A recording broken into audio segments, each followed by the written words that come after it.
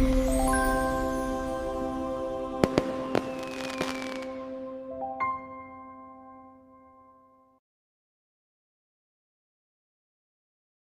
ഇപ്പോൾ തൻ്റെ അരികിലുണ്ടെന്നും തന്നെ ചേർത്ത് പിടിച്ചിരിക്കുകയാണെന്നും കാർത്തിക്ക് തോന്നിപ്പോയി. ഇത്രയും നാളായിട്ടും അമ്മയുടെ വയറ്റിലുണ്ടായിരുന്ന കുഞ്ഞിനെക്കുറിച്ച് താൻ ചിന്തിച്ചിരുന്നില്ലല്ലോ എന്ന് അവൻ ഓർത്തു. കാർത്തി ഫോണെടുത്ത് ബദ്രിയെ വിളിച്ചു. പലവട്ടം വിളിച്ചിട്ടും അവൻ ഫോണെടുത്തില്ല. ബദ്രി ഫോൺ എടുക്കാത്തത് മനഃപൂർവ്വമാണെന്ന് കാർത്തിക് അറിയാമായിരുന്നു. പോസ്റ്റ്മോർട്ടം ചെയ്യേണ്ടതിനാൽ യാമിനിയുടെ ബോഡി മോർച്ചറിയിലേക്ക് മാറ്റി. നദിക്ക് ഓർമ്മ വന്നപ്പോൾ തൊട്ട് തുടങ്ങിയ ബഹളമാണ് അമ്മയെ കാണണമെന്ന് പറഞ്ഞ്. എനിക്ക് അമ്മയെ കാണണം, അമ്മയില്ലാതെ എനിക്ക് ജീവിക്കണ്ട. ഒരേ വാശിയിലാണ് നദി. ബഹളം മുറുകിയപ്പോൾ ആരെങ്കിലും ഒരാശ്വാസത്തിനായി നദിയുടെ കൂടെ നിൽക്കാൻ ഡോക്ടർ ഉത്തരവിട്ടു. അതോടെ രേണുക അവളുടെ കൂടെ നിൽക്കാനായി ICUവിനുള്ളിലേക്ക് പോയി. രേണുക ഉള്ളിലേക്ക് പോകുന്നതിന് മുൻപ് മഹാദേവൻ അവളോട് കുറച്ച് കാര്യങ്ങൾ ആവശ്യപ്പെട്ടിരുന്നു. നീ അവളുടെ അച്ഛൻ്റെ പെങ്ങളാണെന്ന് ഒരു കാരണവശാലും അവളെ അറിയിക്കരുത്. എന്നെക്കുറിച്ചെല്ലാം യാമി അവളോട് പറഞ്ഞു കൊടുത്തിട്ടുണ്ടാവും. നീ ആരാണെന്നറിഞ്ഞാൽ എന്നോടുള്ള അതേ ശത്രുത അവൾക്ക് നിന്നോടുമുണ്ടാവും. മഹാദേവൻ പറഞ്ഞതിനെ മറുപടിയൊന്നും പറയാതെ രേണുക അയാളെ രൂക്ഷമായി ഒന്ന് നോക്കി. ICUവിനുള്ളിൽ തൻ്റെ അമ്മയുടെ മുഖഛായയുള്ള നദിയെ കണ്ടെത്താൻ രേണുകയ്ക്ക് ബുദ്ധിമുട്ടൊന്നും ഉണ്ടായില്ല. തൻ്റെ മുടിയിലൂടെ ആരോ വിരൽ ഓടിക്കുന്നതറിഞ്ഞാണ് നദി കണ്ണുകൾ തുറന്നത്. മോളെ വിഷമിക്കേണ്ട കേട്ടോ, ഞങ്ങളൊക്കെ കൂടെയുണ്ട്, അതീവ വാത്സല്യത്തോടെ രേണുക പറഞ്ഞു. അതിന് നിങ്ങളെൻ്റെ ആരാ? നദിയുടെ ആ ചോദ്യത്തിന് മുന്നിൽ രേണുക ഒരു നിമിഷം പകച്ചുപോയി. മോളെ, ഞാൻ നിൻ്റെ അമ്മയുടെ കൂട്ടുകാരിയാണ്. യാമി ഭർത്താവിൻ്റെ വീട്ടിൽ നിന്ന് ഇറങ്ങിപ്പോയതിനു ശേഷം അവളെ ഞങ്ങൾ തിരയാൻ ഒരിടവും ബാക്കിയില്ലായിരുന്നു. 4-5 ദിവസങ്ങൾക്ക് മുമ്പ് അവൾ എൻ്റെ ഭർത്താവിനെ കാണാൻ അദ്ദേഹത്തിൻ്റെ ഓഫീസിലേക്ക് വന്നു. അന്ന് അദ്ദേഹം കമ്പനി ആവശ്യത്തിനായി ബാംഗ്ലൂരിലേക്ക് പോയിരിക്കുകയായിരുന്നു. അതുകൊണ്ട് അവർ തമ്മിൽ കാണാൻ സാധിച്ചില്ല. യാമി എഴുതിയ ഒരു കത്ത് ഓഫീസിൽ ഏൽപ്പിച്ചിട്ടാണ് അവൾ തിരികെ പോയത്. ആ കത്ത് അദ്ദേഹത്തിൻ്റെ കയ്യിൽ കിട്ടുന്നത് ഇന്നലെയായിരുന്നു. അദ്ദേഹം അത് വായിക്കുമ്പോഴേക്കും ഇന്നലെ രാത്രി 8 മണി കഴിഞ്ഞു. അതിലുള്ള ഫോൺ നമ്പറിൽ വിളിച്ചു നോക്കിയപ്പോൾ സ്വിച്ച് ഓഫ്. യാമി ആ കത്തിൽ നിങ്ങളുടെ അഡ്രസ്സും വച്ചിരുന്നു. അതിന് പ്രകാരം ഇവിടുത്തെ പോലീസ് സ്റ്റേഷനിൽ വിവരം അറിയിച്ചതിനാൽ ഞങ്ങൾ ഇവിടെ എത്തുന്നതിന് മുമ്പേ അവർ നിങ്ങളെ ഹോസ്പിറ്റലിൽ എത്തിച്ചു. 1 മണിക്കൂറിന് മുൻപേ ഞങ്ങൾക്ക് ആ കത്ത് കിട്ടുകയായിരുന്നെങ്കിൽ തീർച്ചയായും ഇത്തരമൊരവസ്ഥ നിങ്ങൾക്ക് വരില്ലായിരുന്നു. നദി രേണുകയുടെ മുഖത്തേക്ക് തന്നെ നോക്കിക്കിടക്കുകയാണ്. എൻ്റെ അമ്മയുടെ കൂട്ടുകാരിയാണല്ലേ? എന്താ പേര്? രേണുക. പറഞ്ഞിട്ടുണ്ടോ അമ്മ എന്നെക്കുറിച്ച്? അവരുടെ ചോദ്യത്തിന് നദി ഇല്ലെന്നർത്ഥത്തിൽ കണ്ണുകൾ അടച്ച് തല വിലങ്ങനെയാട്ടി. അമ്മ ആരെക്കുറിച്ചും പറഞ്ഞിട്ടില്ല. അമ്മ അനാഥയാണെന്ന് മാത്രം പറഞ്ഞു തന്നിട്ടുണ്ട്. ഒരു ഓർഫനേജിലാണ് വളർന്നതെന്നും. നദി പറഞ്ഞത് കേട്ട് രേണുകയുടെ കണ്ണുകൾ നിറഞ്ഞു. കൂട്ടുകാരി എന്ന് പറയുമ്പോൾ നിങ്ങൾക്ക് എൻ്റെ അച്ഛനെക്കുറിച്ച് അറിയാല്ലേ? രേണുക അതിന് മറുപടി പറഞ്ഞില്ല. അവളുടെ മുടിയിൽ അങ്ങനെ വിരൽ ഓടിച്ചു നിന്നു. അറിയാമെന്ന് ഈ മൗനം എന്നോട് പറയുന്നുണ്ട്. അറിയാതെ പോലും ആ പേര് എന്നോട് പറയണ്ട കേട്ടോ. എൻ്റെ അച്ഛൻ ആരാണെന്നറിയാൻ ഒത്തിരി ആഗ്രഹിച്ചിരുന്നു ഞാൻ. അദ്ദേഹത്തെ ഒരുപാട് സ്നേഹിച്ചിരുന്നു. എല്ലാ ദിവസവും എൻ്റെ എല്ലാ വിവരങ്ങളും അടങ്ങിയ ഒരു കത്ത് ഞാൻ അച്ഛൻ എഴുതുമായിരുന്നു. ആ കത്തിൽ അച്ഛനോടുള്ള എൻ്റെ സ്നേഹമുണ്ടായിരുന്നു. അച്ഛനോടുള്ള എൻ്റെ പരിഭവങ്ങളുണ്ടായിരുന്നു. എൻ്റെ കൊച്ചു കൊച്ചു സങ്കടങ്ങളുണ്ടായിരുന്നു. എൻ്റെ സന്തോഷങ്ങളുണ്ടായിരുന്നു. എല്ലാം ഞാൻ അച്ഛനോട് പങ്കുവച്ചിരുന്നു. ശരിക്കും പറഞ്ഞാൽ ഞാൻ ആ കത്ത് എഴുതുകയായിരുന്നില്ല, മറിച്ച് അച്ഛനോട് സംസാരിക്കുകയായിരുന്നു. അക്ഷരങ്ങൾ കൂട്ടിയെഴുതാൻ തുടങ്ങിയപ്പോൾ മുതൽ എഴുതി തുടങ്ങിയതാണ്. ഞാൻ അച്ഛന് കത്തെഴുതുന്നതിനോ അതിലൂടെ അദ്ദേഹത്തിനോട് സംസാരിക്കുന്നതിനോ അമ്മയൊരിക്കലും എതിർന്നിട്ടില്ല. എന്നാൽ കഴിഞ്ഞ ദിവസം അമ്മ എന്നോട് കുറേ കാര്യങ്ങൾ പറഞ്ഞു. അമ്മയെ പരിഹാസിയാക്കി നിർത്തിയതും വ്യഭിചാരിണി എന്ന മുദ്ര കുത്തിയതും ഞാനെന്ന ഗർഭസ്ഥ ശിശുവിനെ തള്ളിപ്പറഞ്ഞതും എല്ലാം എന്നോട് അമ്മ പറഞ്ഞു.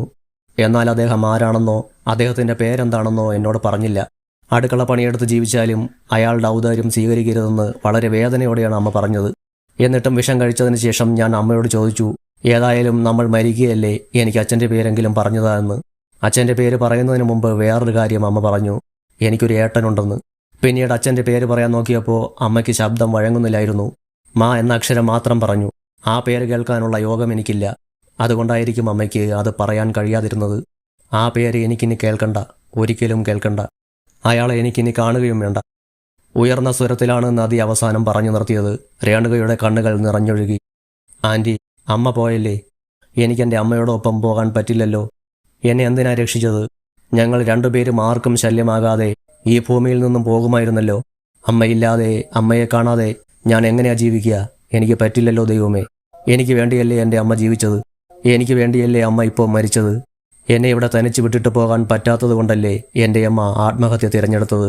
എന്നിട്ടിപ്പോൾ അമ്മ തനിച്ചു പോയാൽ എങ്ങനെ ശരിയാവും? ഞാൻ കൂടെ ഇല്ലാതെ അമ്മയ്ക്ക് സ്വസ്ഥത കിട്ടില്ല ആൻറ്റി. എന്നെ കൂടെ അമ്മയുടെ ഒപ്പം പറഞ്ഞയക്കാൻ പറയുമോ ഡോക്ടറോട്?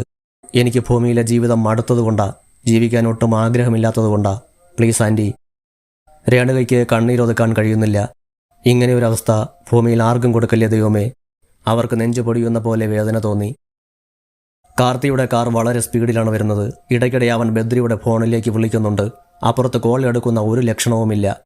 മനസ്സിൽ നിറഞ്ഞു നിൽക്കുന്നത് രണ്ട് വാക്കുകളാണ്: ഈ അമ്മ മരിച്ചെന്നറിഞ്ഞാൽ പോലും കാണാൻ വരരുത്. ചെവിക്കുള്ളിൽ അതിങ്ങനെ പലവുരു കിടന്ന് മുഴങ്ങുകയാണ്.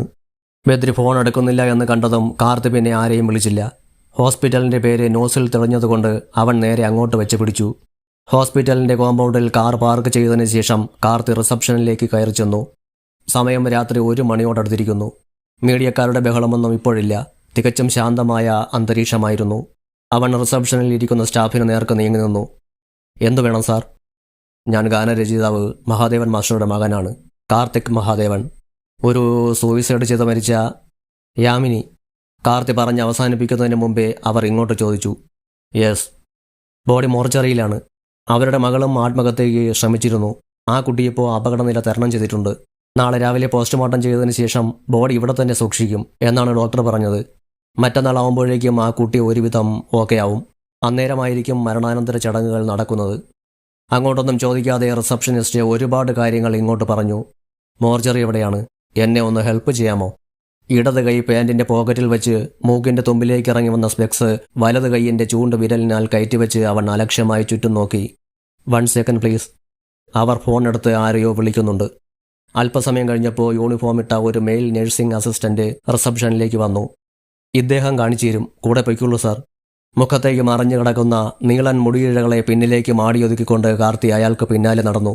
അരണ്ട വെളിച്ചം മാത്രമുള്ള ഇടനാഴിയിലൂടെ അയാൾക്ക് പിന്നാലെ നടക്കുമ്പോൾ കാർത്തിയുടെ മനസ്സ് തീർത്തും അസ്വസ്ഥമായിരുന്നു. മോർച്ചറി എന്ന ബോർഡ് വെച്ച മുറിയുടെ മുന്നിൽ അയാൾ നിന്നു. പിന്നെ പതിയെ കയ്യിലുള്ള കീ ഉപയോഗിച്ച് ലോക്ക് തുറന്നതിന് ശേഷം അകത്തേക്ക് കയറി. പിന്നാലെ കാർത്തിയും. അതിനുള്ളിലെ തണുപ്പിന് മരണത്തിൻ്റെ ഗന്ധമാണ്. അവൻ ചുറ്റുപാടും നോക്കി. 10-20 ബെഡുകൾ ഉള്ള മുറിയായിരുന്നു അത്. അതിൽ 2-3 ബെഡിൽ മാത്രമേ വെള്ള തുണിക്കെട്ടുകൾ ഉള്ളൂ. അതിലൊരു തുണിക്കെട്ടിനടുത്തേക്ക് അയാൾ നടന്നു. മുഖത്തു നിന്നും തുണി മാറ്റി വെച്ചുകൊണ്ട് അയാൾ അവൻ്റെ നേർക്ക് നോക്കി. മുറിയിൽ അരണ്ട നീല വെളിച്ചമാണ്. അതുകൊണ്ട് തന്നെ ആ മുഖം അവ്യക്തവുമായിരുന്നു. ഇതിനുള്ളിലെ ലൈറ്റർ ഒന്ന് ഓൺ ചെയ്യാമോ? ചോദ്യം കേട്ടതും അയാൾ ഒന്നും പറയാതെ സ്വിച്ച് ബോർഡിൻ്റെ അടുത്ത് ചെന്ന് ലൈറ്റിൻ്റെ ബട്ടൺ അമർത്തി. ഇത് സാറിൻ്റെ ആരാ? മുറിയിൽ പാൽ പോലെ പ്രകാശം വരുന്നതും യാമിനിയുടെ മുഖം കൂടുതൽ ദൃശ്യമായപ്പോഴാണ് അയാൾ അവനോട് അങ്ങനെ ഒരു ചോദ്യം ചോദിച്ചത്.